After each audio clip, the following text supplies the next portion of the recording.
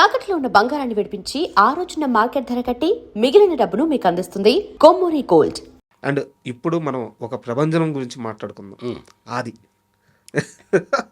అంటే ఇండస్ట్రీలోకి వచ్చే కొత్త హీరోలు అందరూ కూడా వాళ్ళ మేకర్స్ని కానీ, నిర్మాతలను కానీ, డైరెక్టర్లను కానీ, లేదా వాళ్ళ పేరెంట్స్ని కానీ, వాళ్ళకి ఒకవేళ బ్యాక్గ్రౌండ్ ఉంటే అందరూ అడిగే ఒకే ఒక్క మాట, ఆది లాంటి సినిమా తీయండి, ఆది లాంటి సినిమా తీయండి కదా. చాలామంది హీరోల డ్రీమ్ అది. ఆది లాంటి ఒక సినిమా కెరీర్ స్టార్టింగ్లో పడితే ఎక్కడికో వెళ్ళిపోతామని చెప్పేసి. సార్ ఇక్కడ దాపరికం లేదు, నాకున్న డౌటు చాలా స్ట్రైట్ ఫార్వర్డ్గా నేరుగా అడిగేస్తున్నాను. వినాయక్ గారు ఆది కథ చెప్పినప్పుడు కానీ, ఆ బ్లాక్స్ మీరు పెట్టేటప్పుడు కానీ, ఆయన ఇమాజినేషన్ చేస్తున్న ఆ షార్ట్స్ కానీ, ఇవన్నీ మీరు వింటున్నప్పుడు, తీస్తున్నప్పుడు 19 ఏళ్ళు కూడా లేని ఈ చిన్న కుర్రాడి మీద ఇంత వెయిట్, ఇంత సబ్జెక్టు వర్కౌట్ అవుద్దా అవదా అని మీకు ఎప్పుడన్నా డౌట్ వచ్చిందా? మీకు కానీ, వినాయక్ కానీ ఎప్పుడన్నా? Very valuable question. బట్ మాకు ఎప్పుడు రాలేదండి. ఎందుకంటే తారక్ అలా ఉండేవాడు సార్.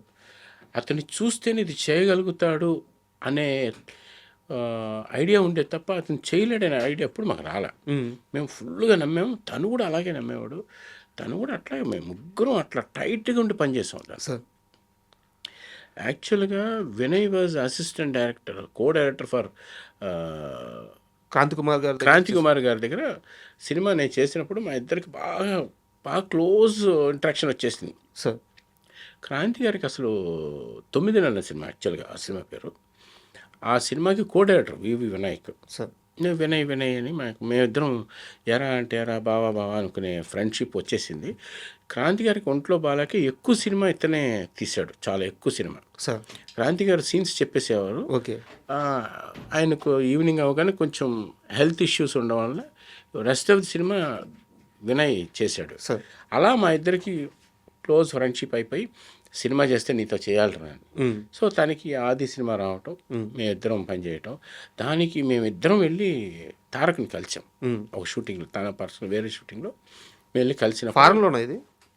ఫారెన్లో వేరు, ఇండియాలో జరిగినప్పుడు మేము వెళ్ళి తన్ని కలిసినప్పుడు మనం చేస్తున్నాం అన్నప్పుడు మా ముగ్గురు సింక్ ఒకళ్ళనొకళ్ళు తెలియకుండా జెల్ అయిపోయింది. సో ఎప్పుడు తను చేయలేడనో లేదనేది ఉండేది కాదు. సో ఇది చేద్దాం, ఇలా ఉండాలి, ఇలా చేద్దామని ఏం చేసుకుని వెళ్ళిపోయాం.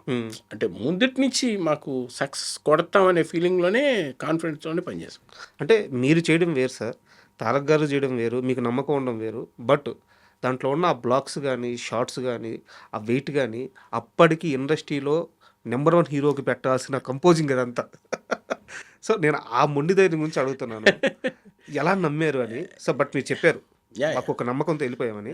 బట్ ఆది సినిమాలో నాకు బాగా ఇంపాక్ట్ఫుల్ అనిపించింది ఏంటంటే, కర్మాగారంలో ఖైదీలు ఉంటారు, బోర్డు షార్ట్ ఇట్ట పడద్ది, కెమెరా టక్ టక్ టక్ టక్ నడుచుకుంటూ పోద్ది అనమాట. కెమెరా కొంచెం ముందుకెళ్ళగానే ఆపోజిట్ నుంచి లెగ్స్ వస్తాయి వాళ్ళకి షార్ట్. సో చాలా అద్భుతంగా ఉంటుంది. అబ్బా ఇక్కడికే అంటే అప్పుడే నాకు సినిమా నాలెడ్జ్ తెలుస్తుంది సార్. అబ్బా కెమెరామెన్ ఇక్కడ చంపేశాడరా అని అనుకునే లోపల తొడగొట్టు చిన్న షార్ట్ వస్తుంది. లేదండి, యాక్చువల్గా వినాయక్ అసలు చెప్పడమే ఒక ఎనర్జిక్గా చెప్తాడు. షార్ట్ కంపోజిషన్ మనకి నచ్చేటట్టు చాలా బాగా చెప్పేవాడు అసలు షార్ట్స్. యాక్చువల్గా తనకు ఉన్న ఆర్ట్ ఏంటంటే చాలా బాగా కంపోజిషన్లో మంచి ఇంట్రెస్ట్ ఉన్న ప్యాషన్. అంటే మాస్కి ఏం కావాలనేది గట్టి స్ట్రాంగ్ ఇది గ్రిప్ ఉన్నాడు వినయ్. సో అది మా ఇద్దరికి తెలియకుండా నాకు కూడా ఒక మాస్ అంటే కొంచెం ఆ లో యాంగిల్స్, ఆ ఇంపాక్ట్ ఉన్న షార్ట్స్ కావాలని నాకు ఉండేది. ఇద్దరికి అలా సింక్ అయింది. ఇలాగే ఒకసారి ఏమైందంటే షార్ట్ చెప్పెడతాడు. యాక్చువల్గా ఒక ఓల్డ్ స్ట్రక్చర్ ఆఫ్ బిల్డింగ్ ఉంటుంది, అది ఎలాగుంటే ఒక 2 seconds తర్వాత కెమెరా పై నుంచి ఒక వెహికల్ వెళ్తుందిరా, వెహికల్ వెళ్ళి కెమెరా ముందు ఆగుతుంది. అంటే కెమెరా పై నుంచి వెళ్తుందంటే కెమెరా ఎక్కడ ఉండాలి? గుంటలో ఉండాలి. ఒక గుంట తవ్వి ఆ గుంట లోపల నేను కూర్చొని పైనుంచి వెహికల్ వెళ్ళి ఆగిన తర్వాత మనుషులు దిగి వెళ్ళాలి. ఇది షార్ట్.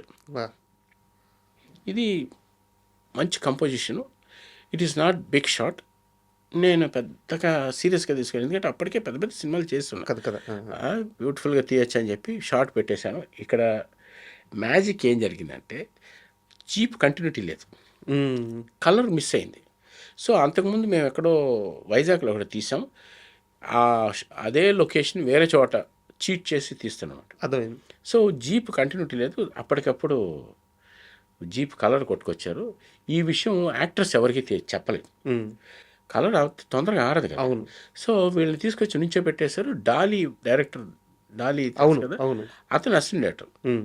దాంట్లో ఎక్కి కూర్చుని ఈ ఆర్టిస్టులకి ఎవరు చెప్పలే. ఈ ఆర్టిస్టులు అందరూ దాంట్లో కూర్చున్నారు.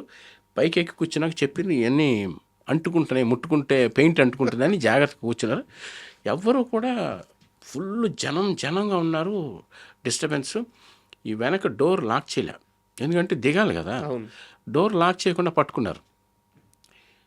కెమెరా అన్నారు, మనవాడు ఫస్ట్ గేర్ వేసి ఠమ్మని తీశాడు. ఆ జర్కుతోటి ముందు కెమెరా గుంటలో ఉందనే విషయం ఆర్టిస్టులు తెలియదు.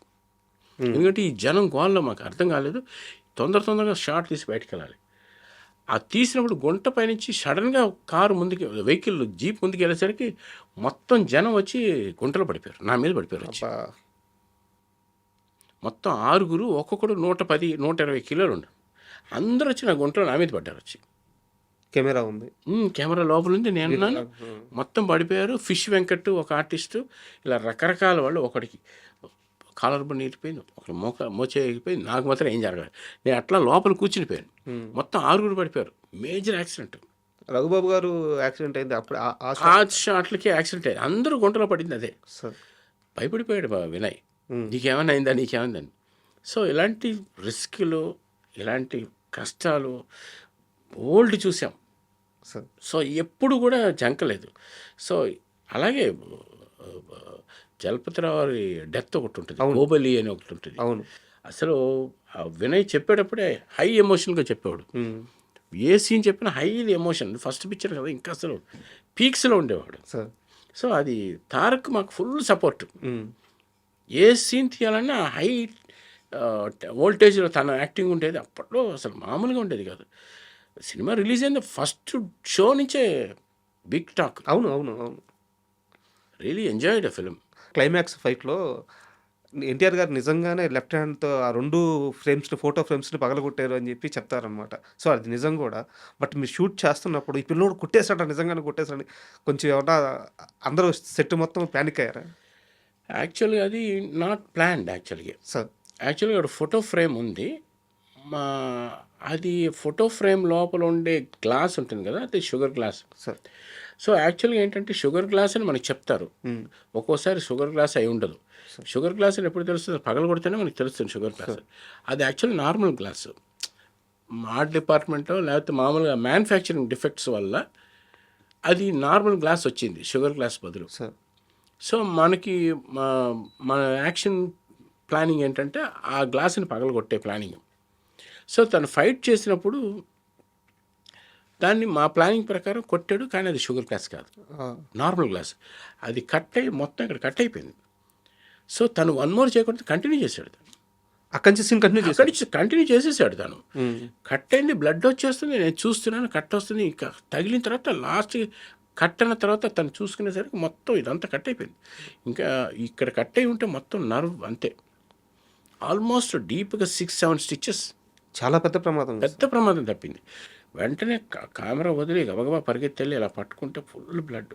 అలాగే హాస్పిటల్, అలాగే తీసుకెళ్ళి దాని తర్వాత కంటిన్యూటీ మీరు సాంగ్ చేయాల్సి వచ్చింది.